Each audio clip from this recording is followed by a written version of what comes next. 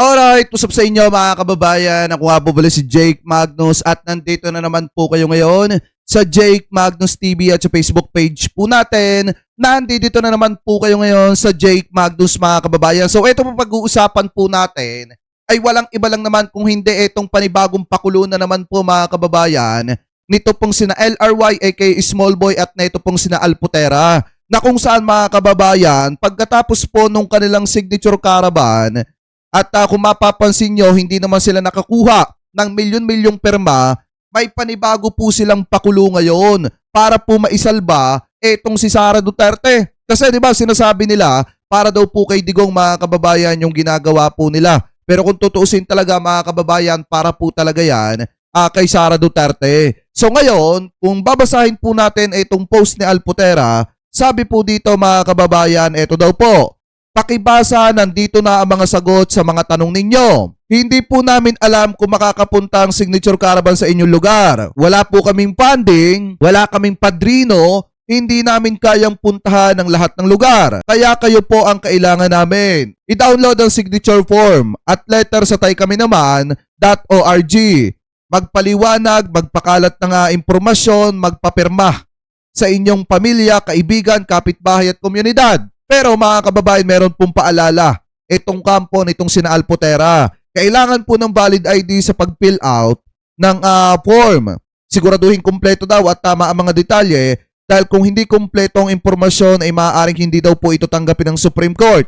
Kapag kumpleto ng signature sheets, ito daw po yung address kung saan daw po ipapadala. So ngayon mga kababayan, kung titingnan nyo pong mabuti, kung etong mga ito, talagang purpose nila, talagang mailabas itong si Digonggong mga kababayan kahit aminado silang imposibleng mangyari, hindi na po kinakailangan pa dyan ang mga ID. Tapos kung mapapansin nyo mga kababayan, sinabi nila wala daw po silang funding, wala daw po silang padrino mga kababayan at hindi naman daw po kayang puntahan lahat ng lugar. Pero kung titingnan nyo mga kababayan, hindi po ba may mga lumalabas na balita na allegedly, ito pong si Alputera, pinapunded po yan mga kababayan ni LRY aka Small Boy at saka po nitong sina GYD aka ex-convict mga kababayan. So kung mapapansin nyo mga kababayan, allegedly, ito pong si Small Boy yung dumidikit-dikit sa First Family pero palihim na tinutulungan ito pong kampo ni Duterte sa pamamagitan po nito pong si Alputera. Kasi nga mga kababayan, alam nyo po ba kung bakit sila nagmamadali na makakuha ng napakaraming pirma sa mga kababayang Pilipino po natin? Kasi alam nila mga kababayan na anytime pwede pong ma-impeach etong si Sara Duterte. Kaya nga lahat ginagawa po nila mga kababayan. Kaya kung mapapansin nyo, hindi lang naman etong sina LRY aka Small Boy at etong sina Alputera yung gumagalaw. Kung hindi mga kababayan, pati itong kaalyado nila na Pulse Asia, gumagalaw din. Dahil kung mapapansin po ninyo, talagang panay yung paglalabas po nila ng mga approval ratings ng presidente na mababa at kay Sara Duterte mataas kahit hindi po nagtatrabaho. So ito, pakinggan po natin mga kababayan at panoorin po natin. Lumabas sa pinakabagong Pulse Asia survey na nakakuha si Pangulong. Pakinggan nyo ha, sinasabi dito Pulse Asia survey mga kababayan at nakakuha daw si Presidente ng 36% at kay Sara Duterte 55%. Ferdinand Marcos Jr. ng 36% na approval rating sa kanyang performance sa nakalipas na 3 buwan. Tumaas ng 2% ang nakuha ang puntos ng Pangulo mula sa nakaraang resulta ng survey na umabot sa 34%. Habang bumaba naman ng 3% ang disapproval rating ni PBBM mula sa nakaraang 48% na ngayon ay nasa 45% na lamang. Tumaas naman sa 35% ang nakuhang trust rating ng Presidente mula sa nakaraang 32% noong December 2025. Galing po yan sa Pulse Asia mga kababayan ha. Samantala, nakakuha naman ng 54% na trust rating si Vice President Sara Duterte sa unang quarter ng 2026 habang nakakuha rin ang Vice Presidente ng 55% na approval rating. Gayunman, mayroon itong 27% ng disapprove rating. Isinagawa ang survey mula February 27 hanggang March 2 ngayong 2026 mula sa 1,200 adult respondents. Ayan mga kababayan na hindi na rin nakakapagtaka kung bakit ganito yung mga lumalabas na survey kahit alam naman natin na nagtatrabaho ng maayos ang presidente Ang nakakapagtaka lang kasi dito talaga mga kababayan, yung napakataas na survey ni Sara Duterte na halatang halata naman na kahit hindi nagtatrabaho, talagang maagang mind conditioning po ito mga kababayan. Walang pinagkaiba sa ginagawa nito pong sina LRY aka Small Boy at nito pong sina Alputera na kung saan nagpapalaganap ng mga kasamahan po nilang vlogger mga kababayan para mangalap ng perma at ngayong hindi na po kayang puntahan lahat ng lugar, gumawa na po mga kababayan ng isang website na kung saan pwedeng pumirma doon ang mga kababayang Pilipino po natin. Tapos ang dahilan po nila, wala daw padrino at wala daw pong pondo at wala daw pong tumutulong sa kanila. Sa madalit salita mga kababayan. Pero kung titingnan nyo, ang nasa sa likod po ng mga yan ay walang iba kung hindi itong si LRY aka Small Boy mga kababayan. Kasi nga, ang point talaga nila dito mga kababayan tulungan itong si Sara Duterte. Hindi tulungan si Digong kasi alam nila sa mga sarili nila na malabo na po talagang makalabas itong si dating Pangulong Duterte sa International Criminal Court. Kasi nga mga kababayan, napakabigat po ng kasong kinakaharap ni dating Pangulong Duterte doon. So ngayon mga kababayan, kung titingnan nyo pong mabuti, may lumabas pong balita kanina na kung saan ito daw pong impeachment complaint. Ipinadidismiss daw po ng kampo ni Sara Duterte sa House Justice Panel. So ngayon ito, pakinggan po natin mga kababayan kasi masyadong kabado na po at takot na takot itong si Sara Duterte sa sarili po niyang multo. Ano po, anyway, ito i-play po natin. 4:30 PM ng Lunes, March 16, 2026, ipinadala ng kampo ni Vice President Sara Duterte sa House Justice Committee ang answer ad coetam o answer with caution sa dalawang impeachment complaints laban sa kanya. Kabilang sa nakasaad sa tugon ang hiling na i-dismiss ang impeachment complaints. Ipinunto sa answer ad coetam ang umano'y paglabag sa karapatan sa due process.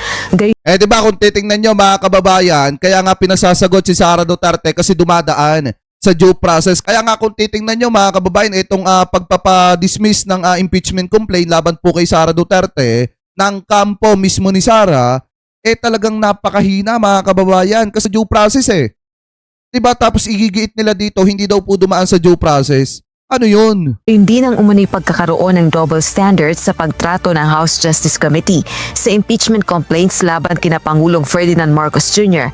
at VP Duterte na nagresulta umano sa mga hakbang na walang sapat na batayan sa batas. Ang nilagay natin doon briefly, although I don't want to go into the details, briefly we indicated there due process issues, double standards pagdating doon sa naging assessment in terms of sufficiency in form and substance pagdating doon sa impeachment complaints laban sa ating Pangulo. Kung ikukumpara mo doon sa naging determination pagdating naman sa impeachment complaints laban sa ating Vice Presidente. Nabanggit din sa tugon ng kampo ng Vice Presidente ang pagkwestiyon sa constitutionality ng impeachment proceedings ng House Justice Panel at mga alegasyong walang batayan at hindi pasok sa impeachable offense.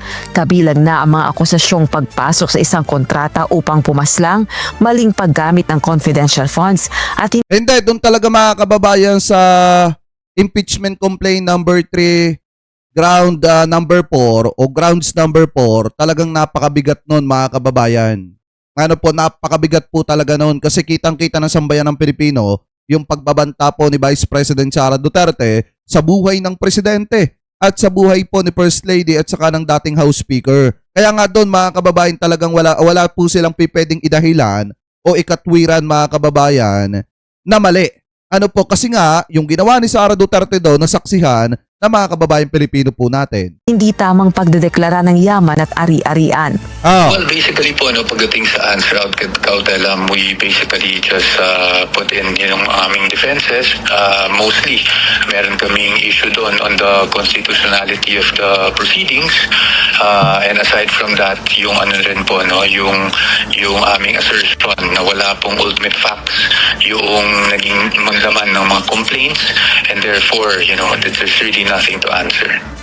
Giit naman ni Bicol Saro Partless Representative Terry Ridon, House Justice Panel member, hindi direktang tinutugunan ng answer ad coetam ng Vice Presidente ang mga alegasyong nakasaad sa dalawang reklamong impeachment.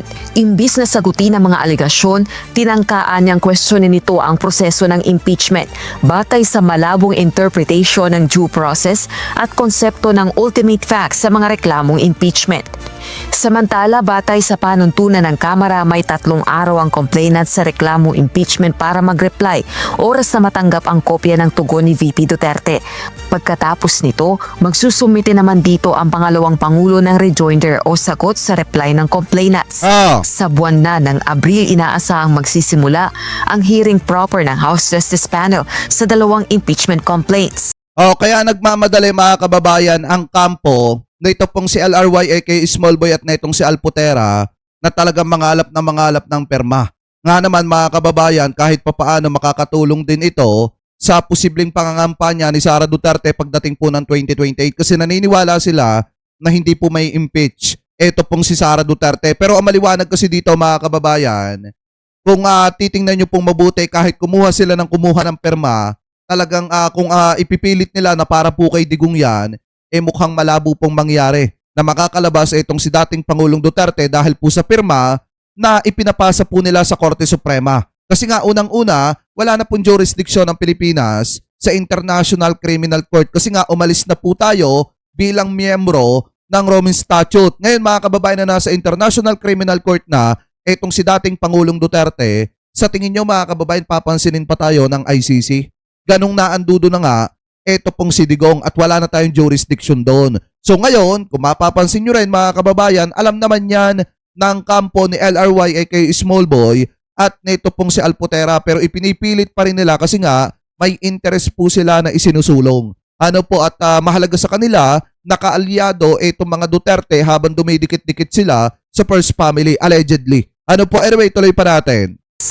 At tinitingnan po natin, magkakaroon pa rin ng palitan ng mga pleadings around April 8. Yung po nga pwedeng maging determination of sufficiency in grounds.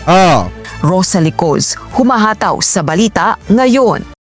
Yan yung mga bagong pakulo na naman mga kababayan, hindi lang ng kampo ni Vice President Sara Duterte, kung hindi pati ng kampo mga kababayan ni LRY aka Small Boy at saka po mga kababayan nitong si Alputera. Ano po kasi nga naman natatakot sila na ma-impeach itong si Sara Duterte kaya doble kayod sila ngayon para kunyari palabasin sa publiko na kinakailangan na mapalabas si Digong sa International Criminal Court kahit imposible naman. Kasi nga kung titingnan nyo lahat ng ginagawa po nila ngayon para po talaga yan kay Sara Duterte. Ano po kasi ang paniniwala nga nila kung hindi may impeach itong si Sara, malaking posibilidad na tumakbo nga po ito at malaking tulong kay Sara Duterte yung ginagawa po ni na LRY aka Small Boy at neto pong sina Alputera. So kayo, mga kababayan, kung kayo po ang tatanungin, ano po ang masasabi nyo hingil po sa usapin na yan?